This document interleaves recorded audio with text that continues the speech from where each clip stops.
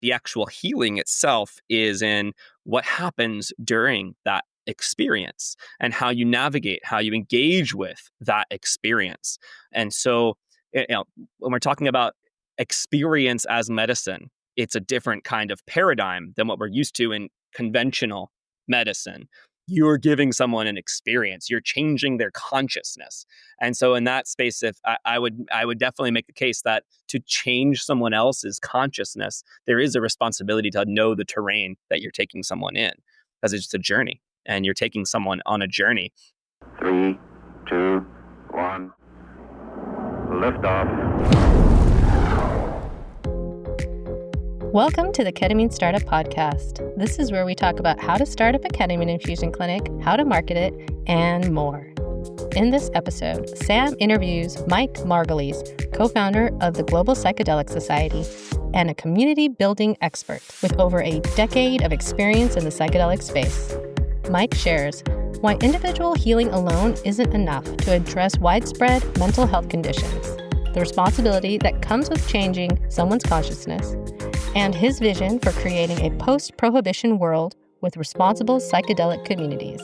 We cover the importance of community healing in psychedelic therapy, why psychedelic medicine requires a different paradigm than conventional medicine, and practical strategies for ketamine clinic owners wanting to build authentic therapeutic communities.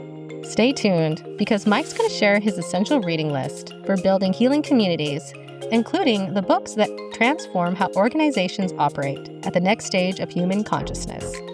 We learned a lot in this episode and hope you do too. Now let's jump into the episode. Hey everyone, welcome to the Ketamine Startup Podcast. I'm super excited to have Mike from the Global Psychedelic Society here today joining us. It really is an honor. So welcome to the show, Mike. Thank you for having me. Yeah, great to be here. So what's really cool is that Mike and I just randomly or synchronistically met at the Denver Psychedelic Science Conference in 2025. So this is just a few weeks ago. Yeah, I was having a sandwich. And I was just sitting there waiting for a meeting, and Mike just strikes up a conversation, and I didn't even know that he was a part of the Global Psychedelic Society, nor the co-founder of it. But this is really cool because it just, for me, highlights the importance of community in what we're doing. And I know that our conversation was interrupted because you had to go to your panel presentation. Yeah. And we didn't get to continue. So I was just like, you know what? Let's meet up. Let's do a conversation and maybe even record it. So this is how this recording and what you're listening to coalesced. So let's do the part two. Yeah. So I guess the first question is, tell us about community and why that is so important in the space today. Yeah, I think that isolation itself is at the core of so much of what we're experiencing collectively, right? And so, on the one hand, we have psychedelics that can be used therapeutically, right, to treat PTSD and depression, addiction, and all this, and that's great. But if we are only looking at a psychedelic as, treating an individual as with a condition as though they're isolated, which is important. We need the work of clinics and therapy. But if we're reducing it down to that, we're kind of missing the point of psychedelic healing in the first place, right? Which is to look at the root causes, right? Not just and we have to ask ourselves, why is there so much widespread trauma, addiction, depression in the first place, right? And the existence of such ubiquitous mental health conditions in the culture tells us there's a systemic level problem happening there. And so the only way we're going to really address this at the root cause level is through community healing. It's a necessity, actually, to get this healing, to create the world we want.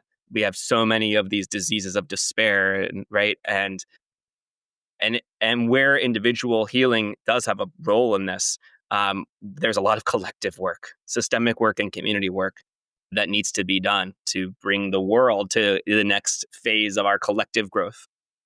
And then, therefore, for individuals to really not just be popping up all over with more and more and more and more diagnoses and conditions. Yeah, absolutely. So I trained at the University of Rochester, and that was where this model called the Bio-Psychosocial model of medicine was invented, BPS, by Dr. Engel. And, they really highlighted during our curriculum, like, it's not only the biology, it's not only the psychology, but it's actually the sociology, right? The social components. Yep. And remember, one of the examples they gave was like asthma, childhood asthma. They found that communities with higher rates of poverty and lower socioeconomic status, there were higher rates of asthma, right, compared to cities or communities that didn't have, that were, wealthier. And it was just interesting how the social components will impact the Yeah. individual components. Yeah, it's refreshing seeing a doctor speaking to this. A lot of doctors don't see this, right? And I'm like curious if you've experienced this, and like in your colleagues, as like, through medical school or beyond. Like, right? Is like in my experience, a lot of medicine really does kind of reduce it down to, well, you have a physical disease, it's a physical pill that fixes it. It's very refreshing seeing someone who's been through that, but actually sees the bigger systems and at play here. Yeah, and just to play devil's advocate, let's say that there is a doctor who didn't train in this model, and they're like, what are it's no, you're wrong. It's all about the individual. That's the only thing we can impact. The community, I don't have control over the community, but I have control in a way of influencing the direct patient one-on-one. What would you tell a clinician who's like, the community is less important? It's actually the individual that's more important. And I want to preface this with, I said devil's advocate, and the person or individual who needs the least amount of advocating for is the devil. But just to use that phrase, Yeah. Um, what would you say to that doctor or clinician? it's not either or, right? It's both and. And we can't, Mm, of course, we need to also, so nothing I'm saying is to preclude like healing individuals. We do need to individuals do need to heal, and we do need individual attention. And we do have brilliant advances in modern medicine, antibiotics that can like, okay, zero things. And I had my appendix was ruptured when I was in high school. And I'm really glad that a surgeon could come in and take my appendix out. That was great. So yeah, there's a real place for the medicine that looks at the individual. It's important. And so and I think, yeah, to go to the opposite extreme and to pretend like, oh, well, we're going to ignore everything that we've learned with science and medicine. That's not the answer either. But it's actually, we have to look at mhm. the whole thing. We have to look at individuals. We have to look at systems and communities at the same time. And are you familiar with integral theory, Ken Wilber at all? I am a little bit. I've read his stuff back in the days, Yeah. but it's been a while. Yeah. Well, Tell us about it. well, in his language, he talks about the four quadrants, and those four quadrants. It's on the left hand side is individuals, on the right hand side is groups, and then there's, or sorry, let's see here. I think I might be misstating this. Sorry, the top is individuals. The bottom is groups, but the left-hand side is the interiors and the right-hand side is the exteriors. So you have on the top left the interior of the individual. So that's like your inner state of development, your emotions and your inner development of like consciousness level. And then the exterior on the right is like the physical thing, like, oh, you have a brain stem, atoms to cells to molecules, and like the actual components up this evolutionary chain. You have the external of collectives, the systems, and the internal Mhm. of collectives, which is the culture and the community. Ah, So you have these four quadrants, which are the interiors and the exteriors of individuals and collectives. And what Ken Wilber would say is you have to look at all the quadrants, and also he has other pieces too, the levels, lines, and all these other pieces. But for the context of your question here, it's not an either or, it's a both and or all four and. You have to look at all the quadrants. You have to look at individuals, collectives, the interiors, the interior mental state and the culture state, as well as the physical state of them and the systems. But all of those need to be looked at to really kind of address any issue from a full lens. yeah. I love that. It's not either or, it's yes and, Yeah, right? yeah, So it's targeting both at the same time, or, one at a time, but not ignoring one or the other, yeah. which actually leads me to the Global Psychedelic Society. Tell us about that and the origin of how that came to be. Yeah, yeah. And related to that, it's kind of, this is the gap that I saw, because I said we need to look at all of these pieces, but the piece that has been under addressed is the community piece. We have so much emphasis on things like the research on individual diseases, even policy gets a lot of attention. So like systems of collectives, but there's not a lot there's an under attention to the community systems, to the culture aspect. And that's sort of, and I see, we have this great quote actually from Rick Doblin where he said something to the effect of, the culture is what allows for the research and the policy, and vice versa too, of course, right? When policy changes, that changes the culture. When the research that's progressed has informed the cultural progress. So they all feed onto each other. But the piece that I saw as underserved, and what I saw as a thing that can advance, is, this cultural underpinning. And so my work in the psychedelic space began over a decade ago in 2015, in early 2015.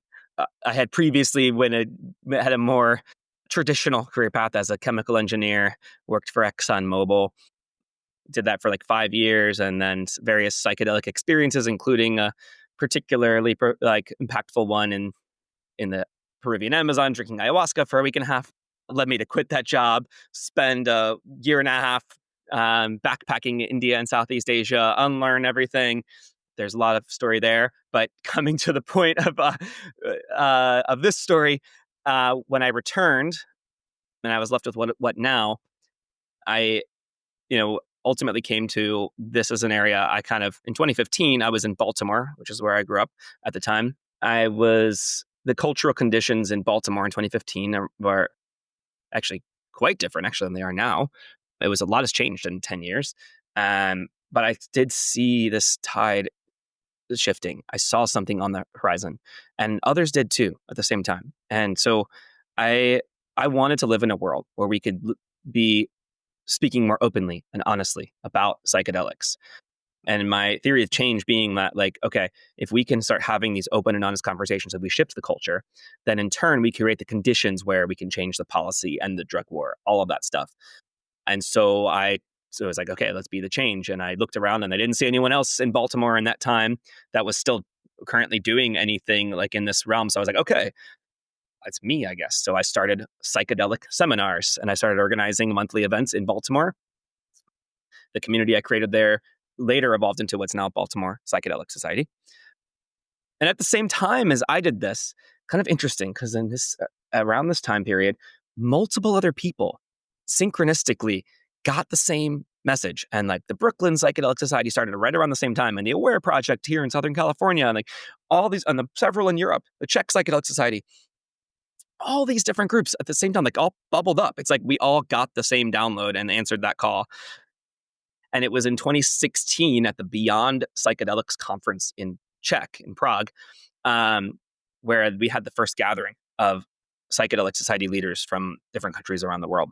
And so we had, got together in a room, and that was the birth, that was the genesis of the GPS, the Global Psychedelic Society, this network of all the different psychedelic society leaders, the community of the community builders. And the GPS has since gone through many iterations and evolutions. It was at first a pretty informal, behind the scenes kind of thing. There wasn't anything public facing at all, but it was a network. We had a forum, and the leaders would talk to each other, and we'd every now and again, we would talk about things that were relevant. We'd meet at different big conferences like Psychedelic Science 2017, the following year. So it was active for many years. And then coming into 2020, I had this plan that had been cooking up for a couple of years to let's make a big kind of summit where we gather people together. And I had a lot of plans for 2020, but the craziest thing happened. You'll never believe it. And the whole world shut down. It was crazy. So that couldn't happen. However, the opportunity in COVID was, this is actually the perfect moment to initiate a connection between people from different places because now it's a time where everyone's on Zoom now. And so actually there was this interesting opportunity in COVID. And that was in March 2020 is when I initiated the the ongoing now bi-weekly calls among the psychedelic society leaders. And so that these Zoom calls of society leaders from around the world have continued since then. And since then, different people joined. Jazz, who's co-steward with me, joined the team, and she took on a lot of leadership. And Marisa, who's also a co-steward, joined in, and kind of leading up in early 2023 is when things, and Marisa kind of really got really engaged with it. And she had been in some early conversations with me too, dating years back. But there was this big shift in 23 where then we became like an actual public facing thing, which I never really predicted happening or, was going for or tried to do, but like it just seemed to want to happen. And so then in 2023, before the MAPS conference that year, we launched kind of like Global Psychedelic Society more publicly, including, well, the map of the societies had existed on the Psychedelic Seminars website, but now its home became the actual GPS website. And the project, we had a summit at Psychedelic Science 23, kind of came out to the world as like, hey, we exist, telling the broader community. And in the years since then, the team's grown rapidly. We have like almost a dozen people on the team now. And so it's been going through a lot of rapid growth. And it's a very different, and now it's, we're 9 years in. A lot has happened. But yeah, there's a not brief answer to your question of how the GPS started and how it got to where we are. Well, one of the things that's really interesting is, so I attended Psychedelic Science in 2017 in Oakland, which was a very small. It was at the was at some hotel, I forget, the Marriott. The Oakland, the Marriott, yeah. And I remember it was maybe 1,500 people, roughly. It was a relatively small group and small community, and it was cool because I stayed at that hotel, and I remember being in the elevator and meeting Stan Groff, and I was, asking him like, "Hey, have you ever heard of breath work?" And it's like, yeah, of course, Stan Groff has heard of breath work. But the bottom line was that it was just a really small, intimate space. And then 2020, crazy pandemic happened, and there was no conference that year. And then 2023, the numbers at the Psychedelic Science was huge. I think it was, I don't know, 12,500 or 13,000. It was probably the largest psychedelic conference that I've ever heard of. I think it is attended, the biggest one. I think it was probably the biggest one. And then what was really interesting was this year, 2025, it got smaller. Mm-hmm.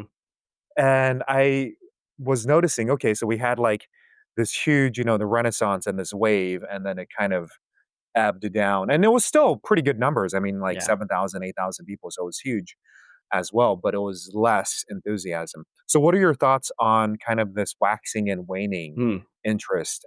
And we're just using the number of participants or attendees at a psychedelic science conference as a rough marker. But what's your thoughts on kind of like how, it expanded and then now kind of shrunk and how that fits in? Yeah, I expected it, actually. I wasn't surprised Really? at the least. Yeah, in 2023, I remember saying, this might be the biggest psychedelic conference that ever happens. It seemed very predictable to me. I think we were in 2023 at kind of like the peak of the hype. And there was a lot of hype and a lot of, I would say around like 2018, probably around the time Michael Pollan's book came out, there was a lot of excitement around psychedelics, which is on the one hand really good. And then also that excitement there was also some hype and also a lot of interest. Before that period, if you were at the Beyond Psychedelics conference in Prague, you were an activist, right? But after that, it wasn't just activists anymore. It's like, okay, it's people who want to like cash in on this thing, right? Different types started entering the space with different motivations and intentions and desires. And so when the FDA did not approve MDMA last summer, of course that popped some of that bubble quite a bit, and I was personally like sad about that outcome. It was not what I wanted to see happen, but it makes sense though that like if a pathway toward a lot of the startups in the space are in it because like we have a lot of the investors that are in the space in it to kind of make money. Maybe not necessarily the only intention. I'm sure people have desire for like good outcomes for helping the world and all that. And there's definitely an element of people wanting money. And so when that kind of burst, of course, some of the people whose ratio to wanting to progress psychedelics, whatever it is, like devotion to the movement versus devotion to like what is marketable or whatever, right? There's some fallout from that. There's also a lot of infighting in the movement. And that's another factor as well. And, for better or worse, and there's different critiques of MAPS. Some you may agree with, some you may disagree with. And I would say both. Some I think are valid, some might say are not as, but there's some of that element. Although I think it's the biggest thing, if the FDA had approved, though, maybe we'd be talking about a whole different game this year. But certainly that burst a lot of people's bubble. And so understandably, there were fewer people. But hey, I'm still here. A lot of us are still here. Yep, you're still here. I'm still here. But, you did mention something about infighting. Mm, And for me, I'm a part of the American Society of Ketamine Physicians. I'm one of the expert faculty there. It's actually now the American Society of Ketamine Physicians, Psychotherapists, and Practitioners, ASKP3. And this just seems to happen when you get a group of people together, human beings, with all of our imperfections and our strengths and our weaknesses. Like, it's just the politics. This is just the nature of being a human animal being, right? yeah. And so, yeah, I think it is important to have nuanced conversations. Like, for example, for doctors and clinicians in the space of ketamine therapy or psychedelic therapy, a good buddy of mine, he says it's not coming out of the psychedelic closet, it's rather coming out of the psychedelic medicine cabinet. So we have this whole thing of like, hey, if there's a clinician and they have had personal journeys and benefits, like how appropriate is it to share that, yes, this has helped me, knowing that it is federally a Schedule One substance. And so there's this whole like back and forth, at least in the clinician community, Mike, of like, hey, do you stay in the medicine cabinet or do you come out of the medicine cabinet? Yeah. And what does that look like? And what potential Yeah. ramifications does that have for Yeah. physicians or nurses and their licenses? Because Yeah. there's like medical boards, right? And Exactly. there's nursing boards and other Yeah. psychology boards, et cetera. And it's like there's this nuance and Yeah. this dance, this like fine line that one must walk. Ex- So I think it's really cool to have those conversations and the nuances that we don't think about. Exactly. That was actually when one of the first conversation series that we had back in the day was on this coming out of the psychedelic closet. One of the perspectives was from Al Garcia from Johns Hopkins, and the piece that he wrote in response to a piece about coming out of the psychedelic closet and the importance of it was he called it the psychonaut's dilemma. And speaking from the perspective, in his case, of being a researcher, of what he called the psychonaut's dilemma was this idea of as a psychedelic researcher and talking about your personal use, it's kind of like damned if you do, damned if you don't. As if you, like every other reasons you said, if you talk about your personal use, does that means you can get like discredited? No, you're biased, and you're not an unbiased researcher anymore. But if you don't have your own psychedelic experiences, like, are you actually qualified? Because it's such a subjective internal thing. How can one actually really be a serious psychedelic researcher if you haven't, or a facilitator or whatever, if you haven't had your own experience? It's like, how can you teach someone to scuba dive if you haven't strapped on a tank yourself? And so that's what Al Garcia framed as the psychonaut's dilemma. And I believe that's still on the website. I think that series of articles about coming out of the psychedelic closet, I remain very proud of. I think it was very good.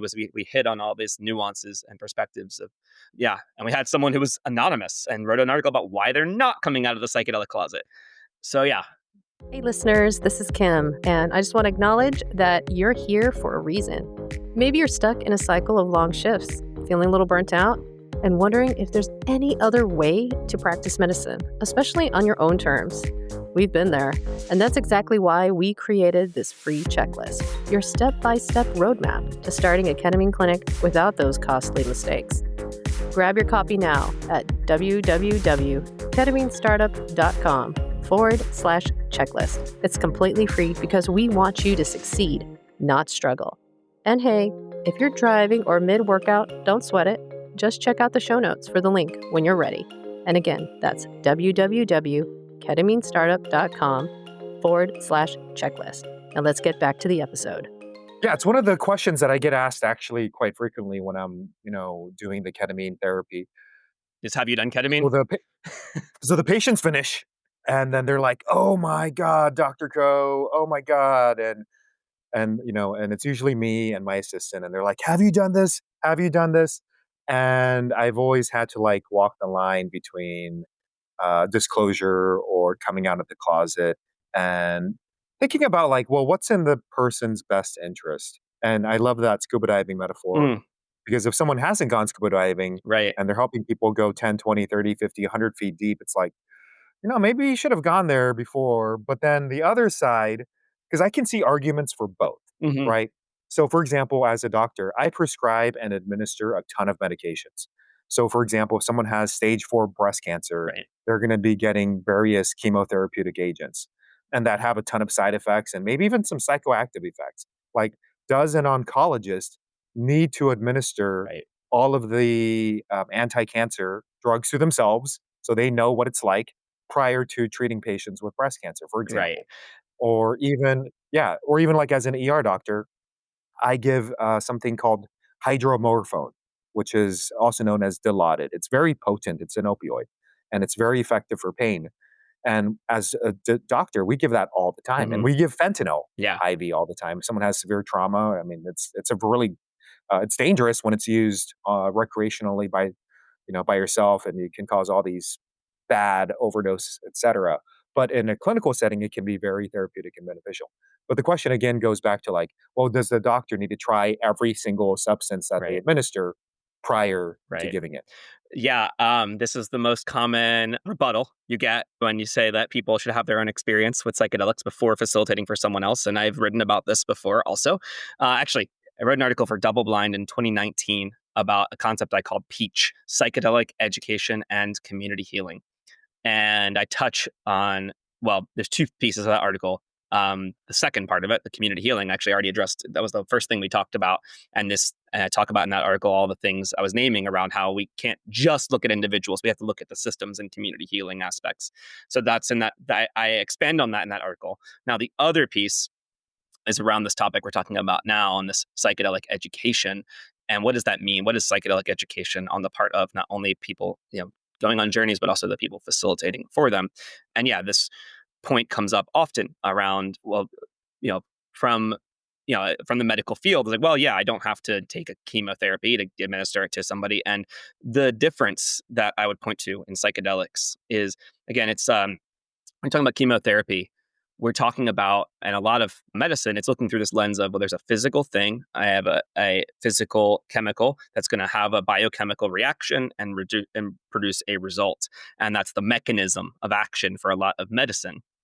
Whereas for psychedelics, the mechanism of action is not simply just a biochemical reaction, but it's actually an experience itself as medicine. Somebody who's having a psychedelic experience, of course, there is a biochemical reaction happening where you take the substance and it changes your consciousness.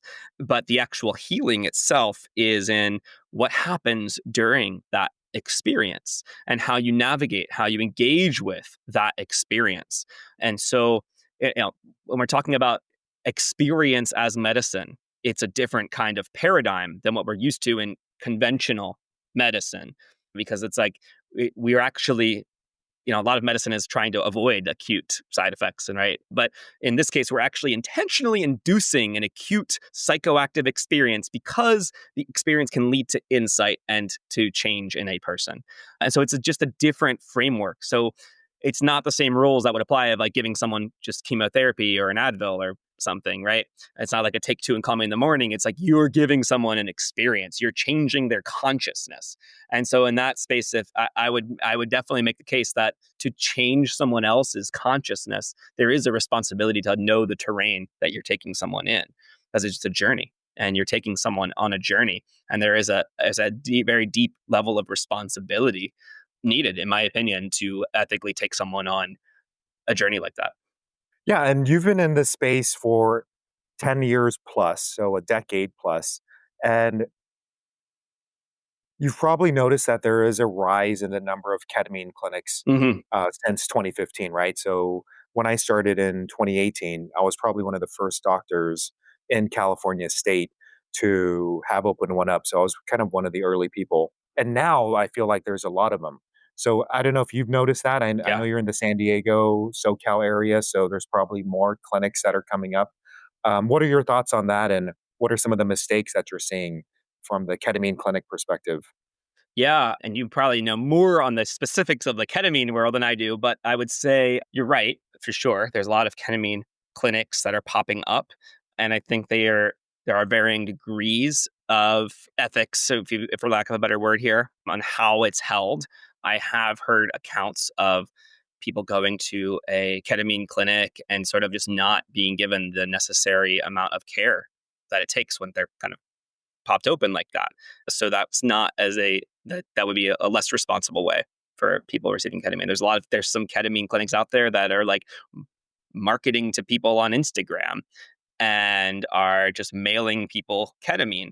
And I think that's pretty, it's great for people who want easy access to ketamine, and ketamine's great. But it's also, from a kind of care perspective, not really responsible, I would say. I mean, so I'd love to live in a world where a post-prohibition world. I'd love to live in a decriminalized world where, people who want to do ketamine don't have to jump through weird hoops and to do it. They could do it, and you'd have access to education around not only the benefits but the risks. And there are risks to ketamine, not just psychological, but like physical risks. Like if you were doing ketamine too much, like you can really fuck up your bladder.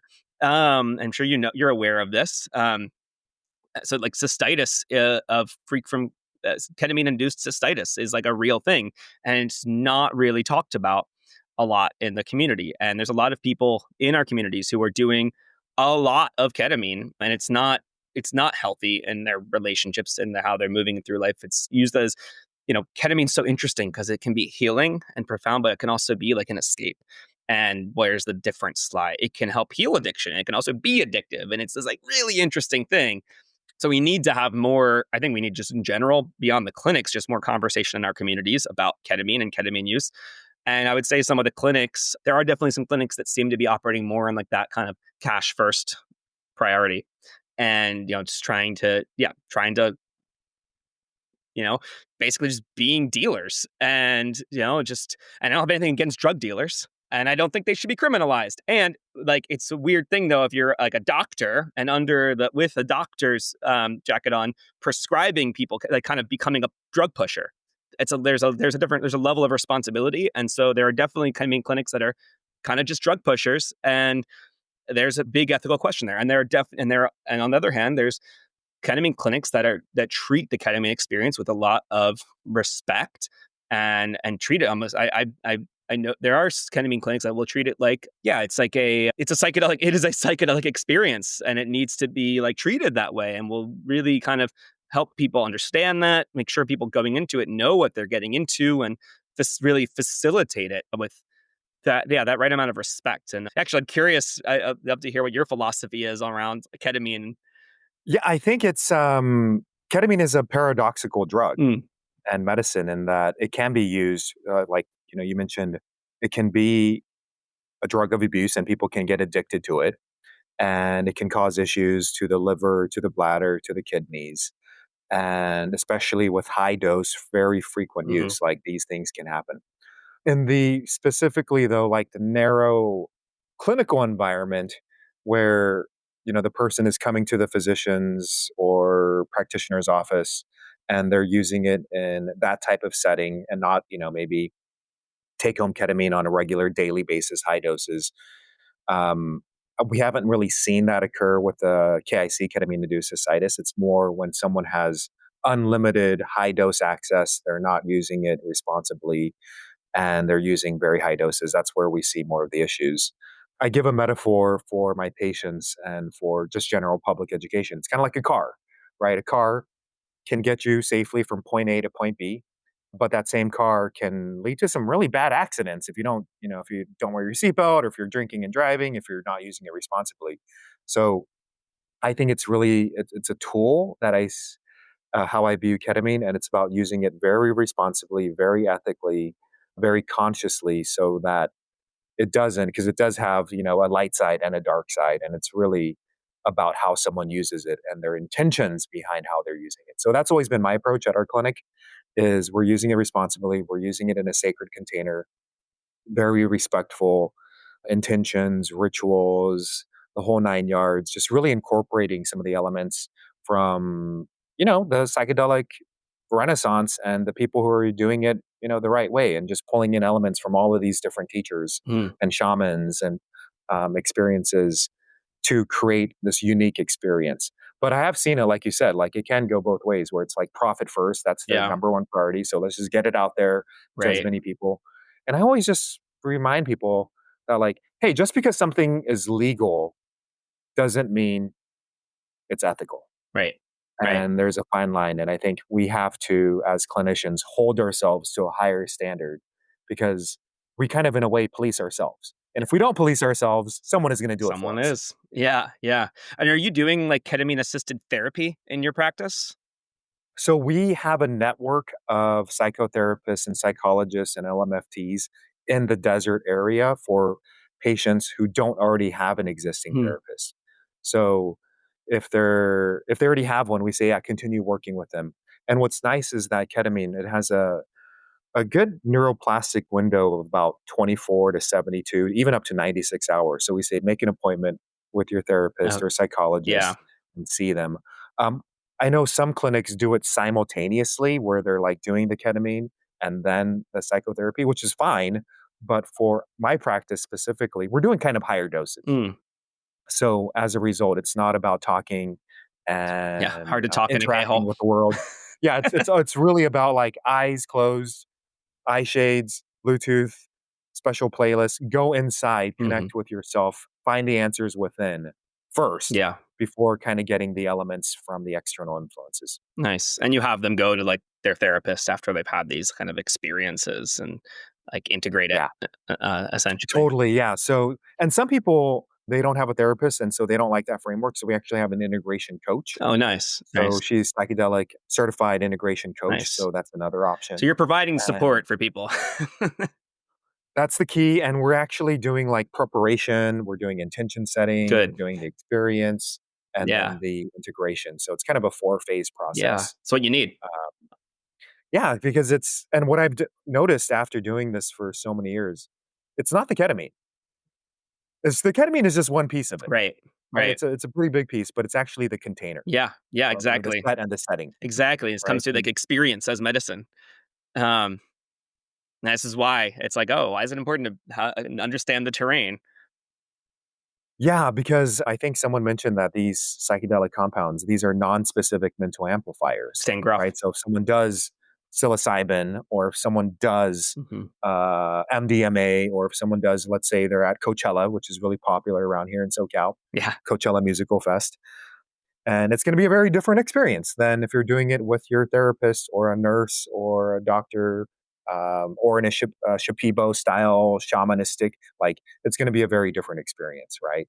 So it can be the same exact molecule, but the environment or the container, as Stan Groff mentioned, thank you for sharing that.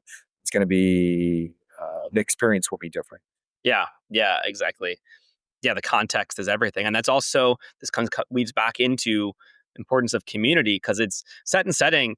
There's the acute set and setting of like the experience itself, and then there's like the meta set and setting that we exist in as Good a point. culture. What is our cultural set and setting?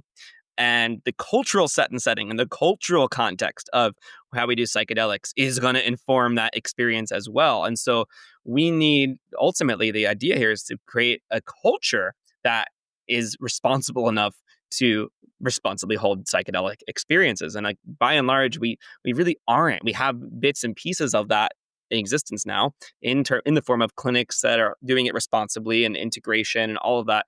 But like if you think about like an indigenous culture that has the psychedelic experience integrated into its culture, in its rites of passage and all this, right?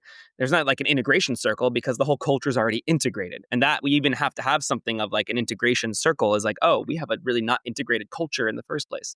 So like how do we create a culture that is integrated with all of this? And you can make the case that like, yeah, once we create the cultural conditions that can really and truly responsibly hold psychedelics, like the substance themselves is like really less important. And this is why I'm focusing on the community aspect, as I think it's actually that is the thing there. Psychedelics kind of like there's like a can guide you kind of there, but to me, like if we're like the psychedelic downloads I get is like, oh yeah, we have to like evolve consciousness as humanity. We have to move forward. It's about systemic change. I mean, of course, I've had my individual healing as well, and it echoes out. Like the more I've been able to grow as an individual, the more I can see the world around me reflecting of that. So there's an individual experience, and my work too is like to help progress the collective as well. And yeah, like that's I think of like how we're going to use psychedelics, like using psychedelics to inform creating the more beautiful world our hearts know is possible, as Charles Eisenstein puts it. Yeah, tell us about that. What's your vision? So let's say that we do create the culture, and now it is that idyllic vision of the world. What does that look like for you specifically, Mike? Yeah. Well, in the context of psychedelics and, well, it'll be a post-prohibition world. Let's start there. No more drug war.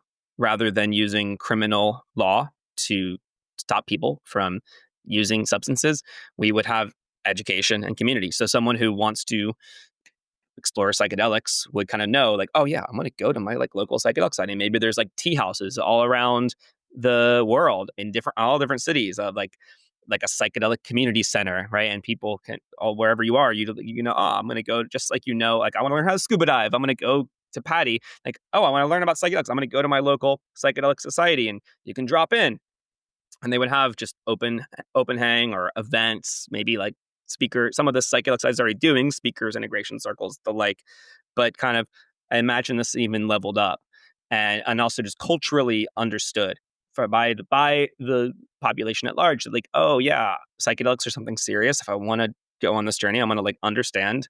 And every local community would be we'd have a plurality of uses. So we have the clinical models, but we'd also have spiritual models. We'd also have we have social models, recreational, and also new ones we haven't figured out yet of communal use. And different local communities would make their own culturally specific and appropriate containers for use of psychedelics and be empowered to do so. And this is a big reason why structurally in the GPS, you know, the psychedelic societies aren't chapters of GPS. There's no like top-down GPS is controlling, but we're a network, more like a mycelial web connecting fully independent organizations, because that's actually intrinsic to my theory of change here, that every locality needs autonomy to like pave its own way. And of course, there's value in the sharing of information and resources and templates, and we need that so we don't have to reinvent wheels. But at the end of the day, every locality is going to need to figure out its own way, need to figure out what works for its own community. And so that's what that world would look like: is communities figuring out for them, having access to all the information and having the autonomy to figure out their own ways. And I think, you know, it's as above, so below. And like, so if we reach that level, and so let's look at like the United States of America. And if the United States of America can move past its biggest internal wars, including but not limited to things like the drug war, then the United States will also in turn not be exporting war, right? So, and that's as part of the theory of change as well. You know, how we treat ourselves internally, like as an individual, like the battles in myself are going to reflect in the battles around me and my relationships. So as a collective in our country, like, yeah, it completely mirrors the way U.S. exports war. We're doing it internally. We're like, we have the biggest prison population in the world by a landslide. So it's and we kind of dissociate from that actually quite a lot. Like, and we think that like, oh, it's just something over there that's happening over there. It's not. It's happening here. And so by addressing kind of the internal dynamics and the way we use control and force and to get to try to make a behavior what we want it to be, and changing that and not getting out of this idea of punishment and control, and moving through that internally, that will also reflect externally. So it's a world where that more beautiful world is one where, yeah, a lot of these wars that we're seeing, and it's not to say you never would have conflict. Conflict is not, we're not going to end conflict. But we certainly can reduce the unnecessary suffering that is happening and the dehumanization that is happening. And we often, it's far too easy right now in our level collectively of consciousness to other, right? And we decide who's in our inbox of our sense of morality and ethics. And there's in groups that we care about protecting, and there's out groups that are expendable, and those lives don't really matter to us on a real level. We don't value certain lives in the same way, and that's a shift that we need to have.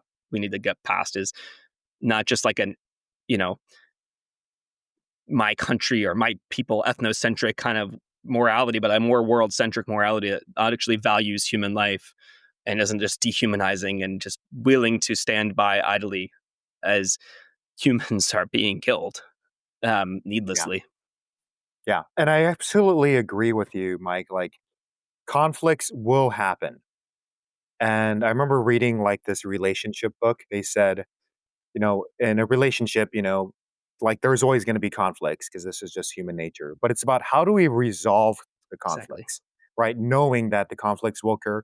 And they said, pick a partner where you don't mind fighting with them. In that, there's going to be an argument and that we're going to resolve it in a healthy way because there's healthy ways to Yep. resolve and then there's unhealthy ways. And Yep. this is just on that micro level between one on one, but it can also apply to country levels where there's healthy ways to resolve conflicts and unhealthy. I think the healthiest way would be for two countries with a conflict, either do rock, scissors, paper, number one, or play a game of chess. Those are the games that I like playing. RPS, rocks, rock, Send paper, your scissors. president or prime minister as your champion to. Exactly. And they're going to be voted on how well they can play rock, paper, Yeah. scissors. Yeah, that would be hilarious. That'd be one healthy way to resolve a conflict. You could even do 5 out of 7 just to make it fair. Um, Now, I do want to mention a few things. Is you mentioned the integration circles, and I want to share a term with you that I learned recently, and it's called the ceremony. So instead of Cool. the ceremony, you got the Yeah. ceremony. So that's the post integration. So you can use that in the future if you like. And then the other thing I want to mention is RFK Jr., Hmm. who is the Department of Health Secretary. And I think I've just been seeing this go around on the social media where he specifically talked about psychedelics and how they want to use this now more as a medicine to help the suffering that is occurring. So I don't agree with everything that RFK Jr. says, but in this one aspect, it is a little bit, I don't know, hopeful or inspiring. Like, yeah, maybe there is this little wedge that's opening up with MDMA therapy. The VA is now funding, spending multi-millions to do research. So there is a window of opportunity here. And I feel like that gap is opening up a bit. Yeah. It is perhaps a silver lining in everything going on now in the current administration. Yeah, we'll see. I mean, I did see that tweet he made something about like in 12 months. He named it like he had actually put a time scale onto it. And so it'll be very interesting to see how that shakes out. And is that going to mean that the Lycos application like decision is going to be reversed? Like, what does that actually mean in real terms? It does seem like they're going to be trying to push back on the decision and not try to go back and do more research again. So will RFK influence that? I don't know. It will be very interesting. I guess I'm staying tuned on that one. And, for the listeners and the audience, let's say that they have a ketamine clinic or they're thinking about starting up a ketamine clinic or even something in the psychedelic space. One of your expertise skills is that community building. So what is like for you, what you've learned over the years, like what is the key to building community to really help people? Yeah. And this is specifically for like people want to open clinics. Advice for Yeah. them? So let's say they have a clinic and they're like, you know what? I've been treating patients one on one and we're getting great results, but now I want to build a community. What would your suggestions and tips be for them? Yeah. And they want I would say ground into what exists already, you know? So so on our website at globalpsychedelic.org, we've got this map of all the different psychedelic societies around the world. And if you're not already tuned in to your local psychedelic society, find them and and show up. That's one. Just show up and join and check in with your local community and go to their events and see what's going on. And different societies are at different levels. So some societies are really advanced, and so show up and like learn from them. Like they might have really high level expert speakers coming in. So like actually like be humble and learn. On the other hand, there could be local societies that are newer and someone who's just getting started and like they're themselves not necessarily like an expert level yet, but they're someone who's taken initiative. So support them, and maybe you have expertise to offer them and to share, but also like be real about your own level of expertise in the area and make sure you're getting the right level of like training and responsibility. And I think like the technical requirements to give ketamine from like the law perspective from medicine is a lot lower bar than I think is a real standard for providing this type of experiential medicine to somebody. So really like study up and learn about like what are the best practices. And there's a lot of resources out there, from everyone from Dr. Raquel Bennett to Phil Wolfson and others that have been doing pioneering this field for a while. You have resources right here of this podcast. I'm sure I imagine you probably have other resources that you know of for people starting ketamine clinics. So like check in with people that have resources and have done this already. And yeah, like stay humble to that and learn and really understand, like, but really take in the responsibility of what it means to like be holding that kind of space. And if you're and yeah, like tap it. And as far as like the community building piece, like tap into the local community and maybe even collaborate. Like there could be, I think there's a really interesting collaborations that can happen between like ketamine clinics and psychedelic societies that are holding integration circles. So like being able to like, hey, refer clients to the local integration circles, for example, is a great way to do it. But yeah, actually making sure you're holding that integration and care. Yeah, thank you for that, Mike. And now, as the sun sets on the podcast recording, I would just want to shift gears and ask you just some fun questions just to mix it up a little bit. So, the first question I have for you, Mike, is if you could go back in history to any time, where would you go and why? Only back? Oh, okay. Let's switch it up. You want to go into the future? I Let's say mean, you have, yeah. yeah. Where would you go? Let's go past, present, or let's go past or future. If you can go, you have the Back to the Future, the DeLorean back in the days, and you can go and set that wherever Yeah. you want. Where would you go? I want to go to this more beautiful world our hearts know is possible that we're creating right now. The world that we are in the process of creating. And we're going through a period of immense turbulence and it's pretty gnarly. And I guess we don't choose the times we're in, but we're in them. But it would be cool to like be at the world on the other side of this gnarly, tower crashing bit that we're in right now. The House of Cards is falling and it's a mess. Um, in my But yeah, I still am an optimist nonetheless that like actually on the other side, there's something actually really beautiful and I want to hang out in that world. Beautiful. And I assume you've done a lot of education. I know you graduated from University of Maryland, and Did your research. I did my research. You graduated summa cum laude, so I know you do a lot of reading. Mm, So let's talk about books. So what books. are one or two books that you're like, hey, anyone in the space definitely read, or it's impacted you personally? It could either be psychedelic or non-psychedelic. Just a couple books maybe that our listeners can check out. Yeah. Well, I already mentioned The More Beautiful World Our Hearts Know Is Possible. That one's great by Charles Eisenstein. His book Sacred Economics is also really good, and it kind of breaks down like what is the systemic level, like what are the issues, and like what is the vision for another world look like. So Eisenstein's got a lot of brilliant thinking, and those are two of his books. I've also been very heavily influenced by a book called Reinventing Organizations by Frederic Laloux, and which is in turn based on Ken Wilber's integral theory. So I'd also recommend, if you want to go deeper into integral theory, which I kind of alluded to earlier, Ken Wilber's got a lot on that. A Brief History of Everything is one of his, but he's also got more recent ones. Reinventing Organizations takes Ken Wilber's framework on human consciousness evolution and applies it to the organizational level. I mean, this is a philosophy that's informing how I'm kind of creating the structure of GPS itself. And it talks about how as human consciousness evolves, so too does the way we organize. And so it's about this idea of teal organizing. And so it's like, what does an organization look like at the next stage of human consciousness? So it's past the kind of normal orange level of like corporate America hierarchies and profit maximization, but also the next stage green is where it's like more of like a co-op model. Everything's flat and it's transcending all of that. And it's a different kind of thing about self-management. People in the organization, not necessarily it's not about trying to flatten it, but trying to make everyone equal power, but everyone being fully powerful in the organization. And it's kind of corresponds to like what Maslow would call like self-actualization. And what does this mean on like a collective organizational level? And so like I actually have the books up there. So let's see what else is on my shelf. Those are a few that come up to mind. Yeah.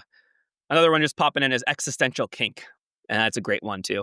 And it's a way of understanding how our challenges are in many ways reflections of our own unconscious and how to own that. And and move ultimately through it by becoming more conscious of our own shadow. Thank you. Another question for you is, what is one talent or hobby that you do or have that most people would be surprised by? Well, I don't know if it's a surprise, but here's a guitar here. I am in a band. I'm in a comedy rock duo called Lajala, Lajolla. Some people pronounce it with H's and Y's, but it's pronounced just like it's spelled. Um, and we're Lajala the band. Find us at Instagram.com/Lajala the band. You can find us on YouTube, Lajala the band, or at OnlyFans.com/Lajala the band for all the bonus content. Um, Wait, do you really have an yes, OnlyFans? I have an OnlyFans for my band. Okay, so I have a request. You have the guitar right there. Can you play us like a 30-second little riff or no? Yeah, I'll play you a little. My wife is really into the ukulele these days. All right, I'll play you my theme song. It's a short one. Okay. All right, do I have a pick here? That's fine. I'll do it without a pick.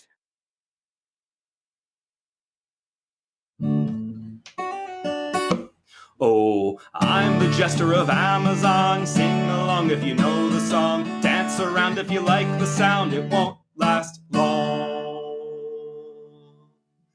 Woo! And I think with that, that is the perfect ending. So if you want to learn more about you, I know we've already mentioned some links. Those will be in the show notes. We'll put in the socials. Yeah. But what would be the best way to connect with you? Just to recap for our audience. Well, my Instagram is actually the same name as that song, Jester of Amazon, which is an allusion to when I was in the Amazon drinking ayahuasca and the jesters that showed themselves to me, which I identified as part of myself. So Jester of Amazon is my Instagram handle. My website's mikemargolies.net. You can find the Global Psychedelic Society at globalpsychedelic.org. We sometimes have an Instagram when Meta doesn't censor us. I think Instagram's currently shut down, but it's normally at Global Psychedelic Society. But Meta, yeah, we're every psychedelic organization of late has been off and on. So the best way is go to globalpsychedelic.org and sign up for our email list, and that way we have a direct connection with you that is not intermediated by Meta. And then I'll just mention psychedelic seminars, which is like my first project in this space, psychsems.com. PSYCHSEMS, or you can just look up psychedelic seminars. That'll get you there all the same. Psychedelicseminars.com will redirect. That's got a library of content of interviews. I've interviewed Michael Pollan, Jim Fadiman, Bill Richards from Johns Hopkins, many people There's like dozens of free videos out there from these interviews I've done myself in the past. So you can also check that one out. All right. Well, thank you for that. And we will put in all the links in the show notes. And it's been a real pleasure connecting with you, Mike. Thank you for your time. Thank you so much for the work you're doing. And I don't think it was an accident that you and I met in Denver. The fact that we're here speaking, sharing, collaborating, teaching, educating, creating a community right here, right now, between you, me, and everyone that's listening. So thank you so much for your work. I am deeply grateful. Thank you. Thank you for having me. This was a really fun conversation. I really appreciated it. Thanks for tuning in to another episode of the Ketamine Startup Podcast. If you found this episode valuable, we'll really appreciate it if you could leave us a review on Apple Podcasts or Spotify. It helps other entrepreneurial medical professionals discover the show and grow this community. For show notes, resources, and links mentioned in today's episode, visit our website at ketaminestartup.com/podcast. Thanks for listening, and we'll see you in the next episode.